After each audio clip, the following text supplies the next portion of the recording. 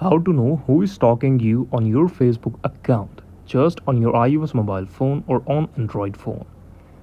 So, firstly, we just need to understand that is there any direct feature to check who is stalking my profile or who is liking my profile? So, the answer is no. There is no direct feature available on Meta, Instagram, or any application with you can check that who is the person that is stalking your profile. But there is one thing you can do always, that is open your Facebook account like this and scroll down. Whenever you will go on your profile, and this will be like this, click on the friends button of your profile on your Instagram or your Facebook profile. On the top of the friends screen you will see your friends that are already my friends, and on the left there is option to click on suggestion.